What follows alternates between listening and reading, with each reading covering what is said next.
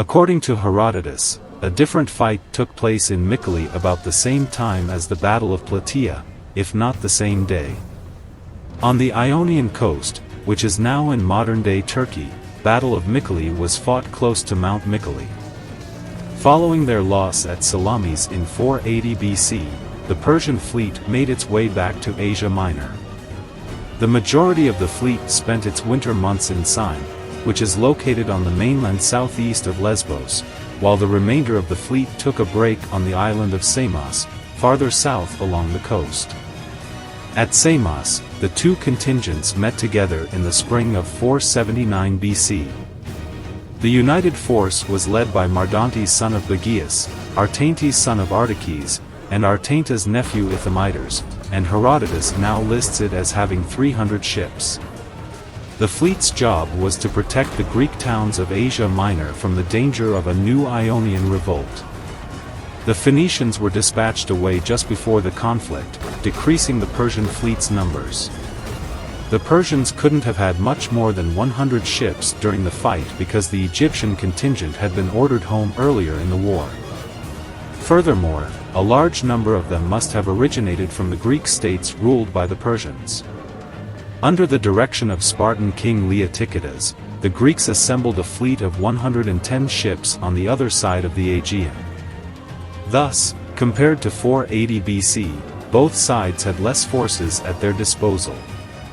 The Athenians' fleet, which was being held as a negotiating chip for the 479 BC land war, appears to have been the main point of contention on the Greek side. The significant decline in naval power, with some contingents returning home and others apparently aiding the army in Thessaly, contributed to the difference on the Persian side in 480 BC.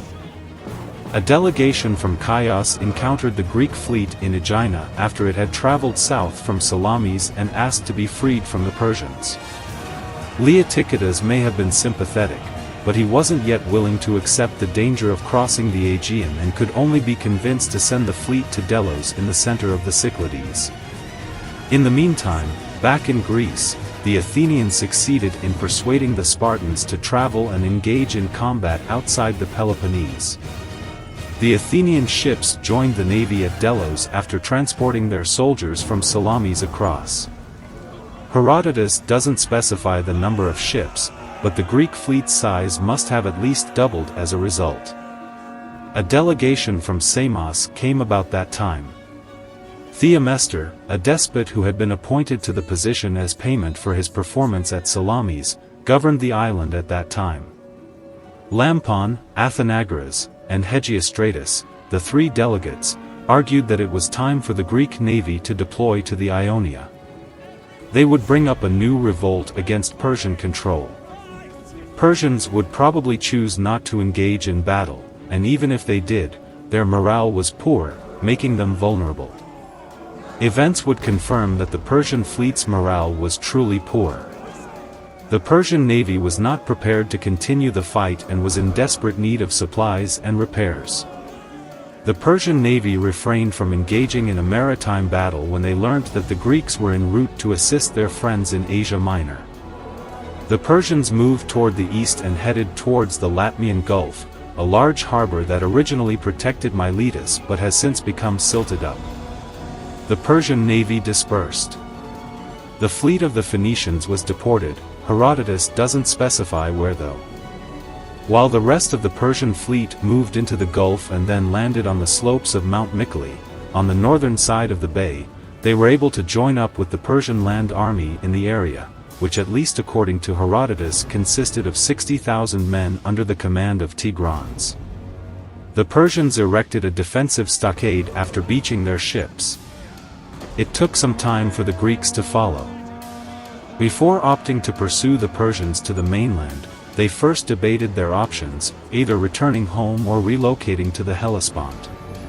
When they passed the Persian camp, no ships came out to fight, and so Leotychides ordered the fleet to move past the Persian camp, landed, and prepared for a land battle. On his way past, he also attempted to spread dissension in the Persian camp by having a crier call out to the Ionians in an attempt to convince them not to fight. This may have had some impact on the Persian commander, for the force from Samos was disarmed, and the Milesians were sent to guard the passes north over Mount Mycale. As I see it, and as the omens confirm, our enemies are well supplied with farmers and peasants. They lack warriors, but that is entirely to our benefit. Brave soldiers, to arms!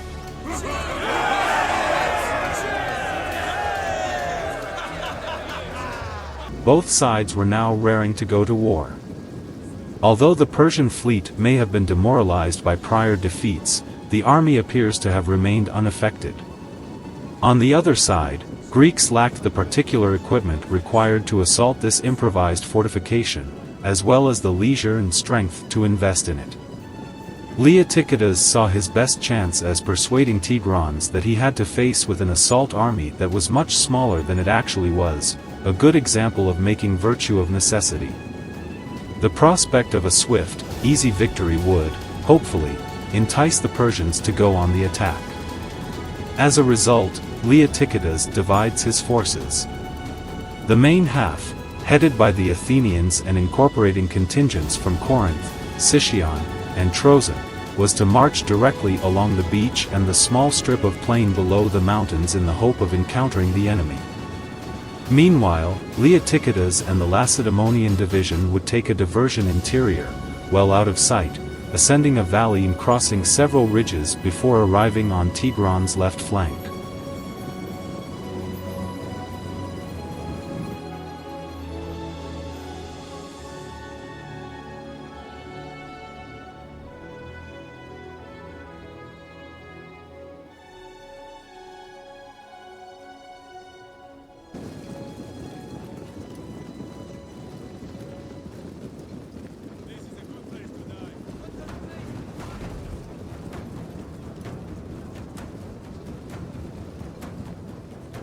It was a daring plan that succeeded perfectly.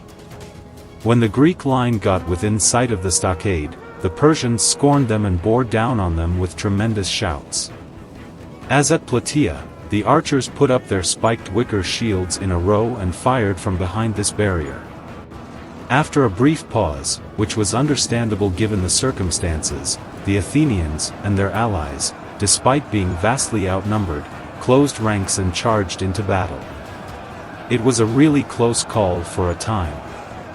The Sicyonian unit suffered exceptionally significant casualties, including their leader, Paralaus.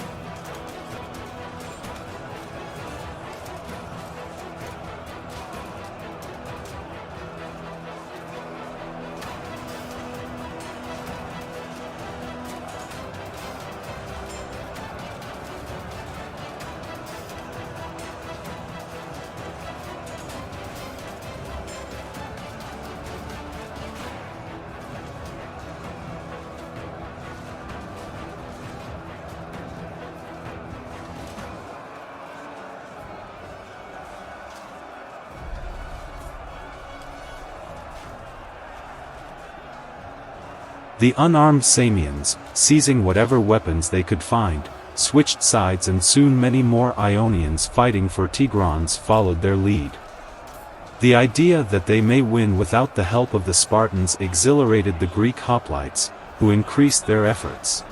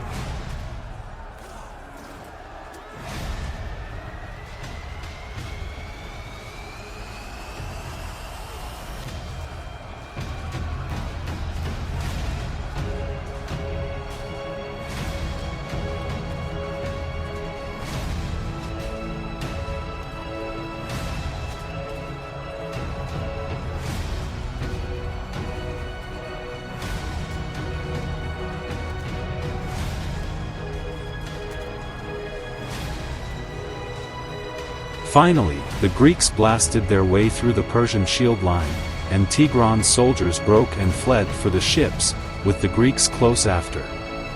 The organized resistance was now over, and the majority of the defenders fled to the hills. As usual, it was the Persians themselves who fought valiantly. Several scattered groups of Tigran's imperial guardsmen staged a ferocious last-ditch stand within the stockade, until Leotychida's Spartans arrived just in time to cut them down and take over what may be euphemistically referred to as mopping up operations.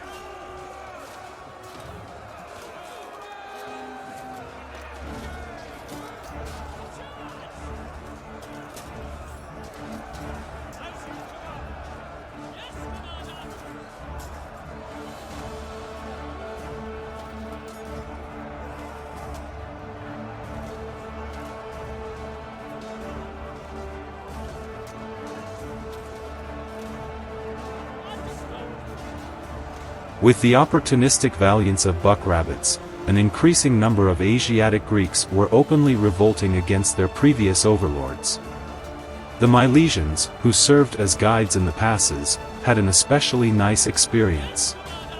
They misled the fleeing Persians, led them to the enemy, and eventually joined the killing.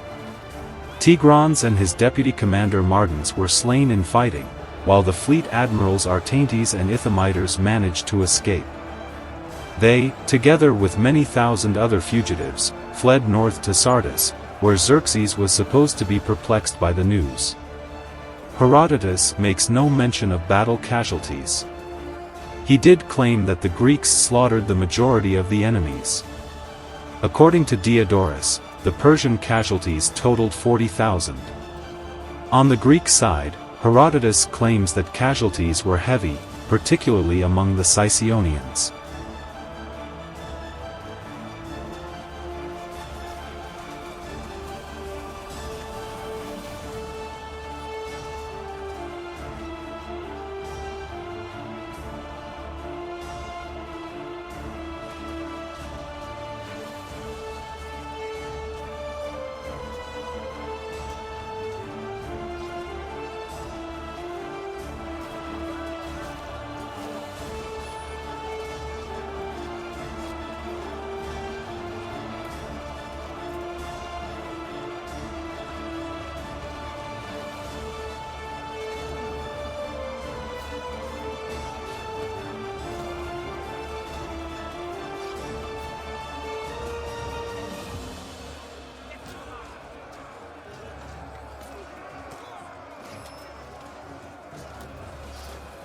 you.